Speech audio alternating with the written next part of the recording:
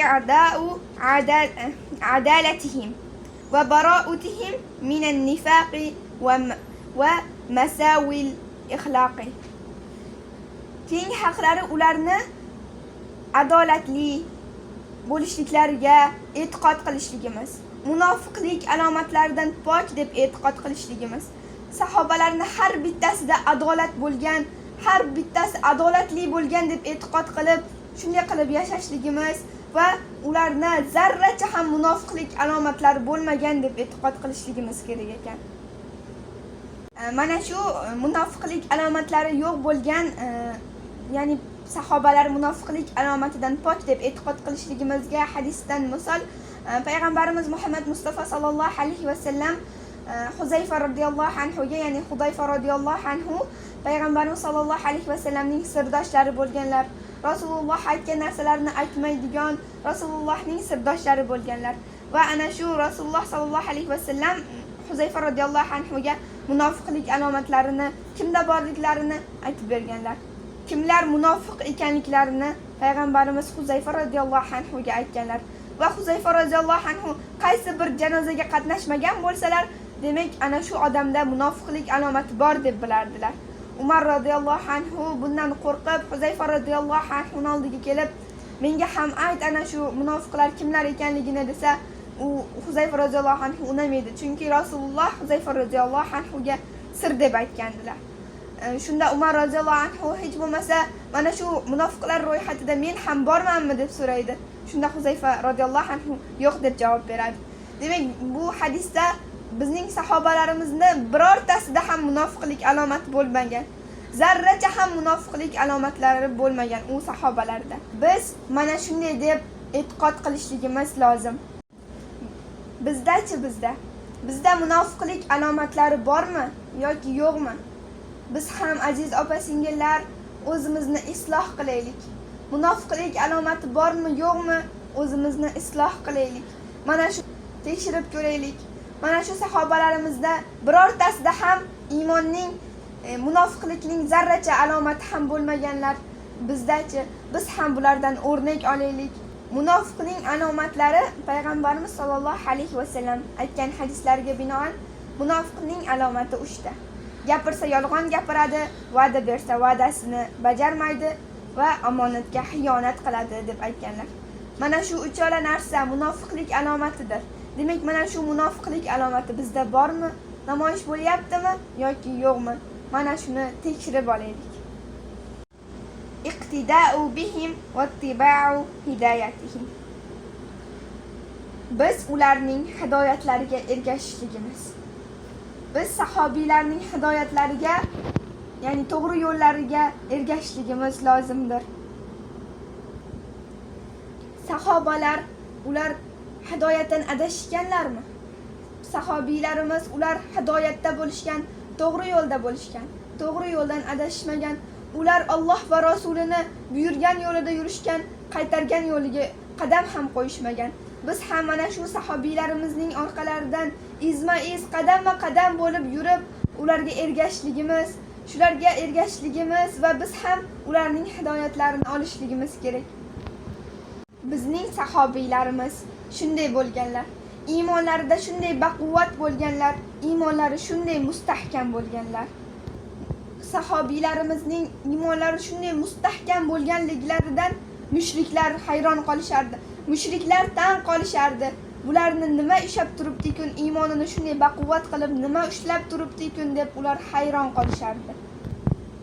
Bir kuni musulmonlar va mushriklar o'rtasida kichkina bir sariya bo'lib o'tadi.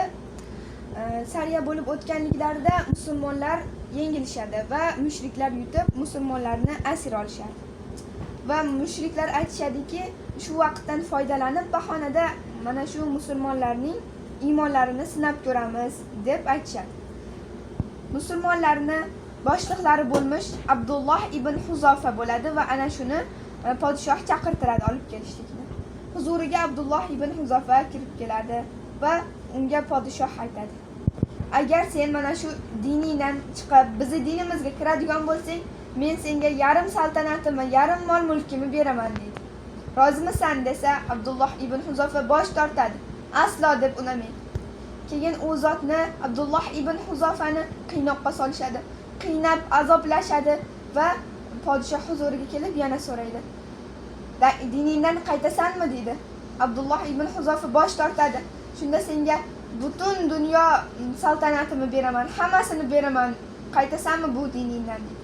Aslo deb bosh tortadi Abdulloh ibn Huzofa. Shunda u zotni yana qiynashga buyuradi. Qo'llarini ikki tomonga qo'llarini bog'lab, kamonni o'qlari bilan u zotni tegizmasdan qo'rqitardilar. Shunday qilib qiynab, haligi podshoh shunday qilib qiynatgandi va shunda ko'zini oldida barcha asir tushgan birodar musulmonlarni olib kelishliklarini buyuradi va katta bir qozonga ichida lovullab suv yoki ba'zi rivoyatlarda suv deb keladi, ba'zilarda zaytun yog'i deb keladi. Ana shu qizdirilgan уже tayyor bo'lgan olovga musulmonlarni solishlikni buyuradi. Shunda har bir musulmon uni ichiga tushganda qovurilib ketadi.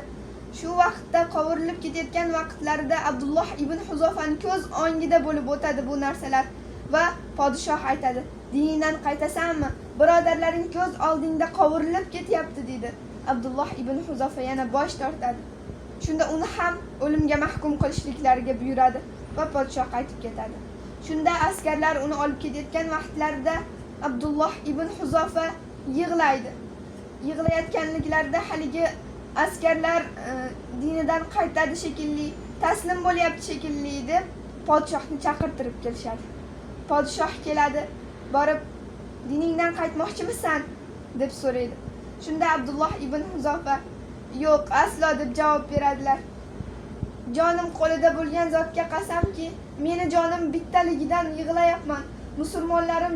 Musulmon birodarlarim yo'qqa tushib, qovurilib, jonlari uzilgan vaqtda Allohning huzurlariga borishyapti. Mening jonim bittaligi uchun yig'layapman. Agar mening jonim 1000 ta bo'lganda, har bittasini mana shu yoqqa tushib, Alloh taoloning dinida qovurishligimni afzal ko'rardim deb Abdulloh ibn Huzofa javob beradilar. Shunda haligi mushrik Abdulloh ibn Huzofaning gaplarini eshitib hayron qolibdan qoladi va ana shu mushrik musulmonlarni mag'lub bo'lishliklarini xohlaydigan bir podshoh bo'ladi va aytadi: "Agar meni peshonamdan o'pib qo'ysang, seni ozod qilaman" deydi. Abdulloh ibn Huzofa o'yladi: "Mana shu bir mushrikni peshonasidan o'pib qo'ysam menga bir gunoh bo'lmaydi" dedi-da, "Mayli, men seni peshonangdan o'pib qo'yaman, lekin mening ham rozi bo'lsang bitta shartim bor. Mana shu asir olgan barcha birodarlarimni ham qo'yib yuborasan" dedi. Podshoh rozi bo'ladi. Abdulloh ibn Huzofa o'sha podshohning peshonasidan o'pib qo'yadi-da, musulmon birodarlarini olib o'z shaharlariga qaytadi. Va o'sha vaqtda Umar ibn Hattob radhiyallohu anhu xalifalik davrlari bo'ladi. Abdulloh ibn Huzofa radhiyallohu anhu Umar ibn Hattobga radhiyallohu anhuga bo'lgan voqeani aytib beradilar. Umar ibn Hattob radhiyallohu anhu do'stlari, birodarlari bilan birga bu voqeani yig'lab eshitishadi va Umar radhiyallohu anhu o'rnlaridan turib, hozirdan boshlab Abdulloh ibn Huzofani peshonasidan o'pib qo'yishingiz hammangiz uchun lozimdir deydi va bu ishni birinchi bo'lib men qilib beraman dedi-da, Umar radhiyallohu anhu Abdulloh ibn Huzofa radhiyallohu anhuni peshonasidan o'pib qo'yadilar. Bizning sahobalarimizning iymonlari shunday baquvvat, shunday mustahkam bo'lganlar. Bu bitta sahobamiz, shunday sahobadan yuzlagan, minglagan sahobalarimiz bo'lib o'tganlar. Bizni ham iymonlarimizni mana shunday sahobalarimizni iymonlaridaqa iymon bersin. Mana shu sahobalarimizdaqqa iymonlarimizni mustahkam, baquvvat qilsin. Amin. Assalomu alaykum va rahmatullohi va barakatuh.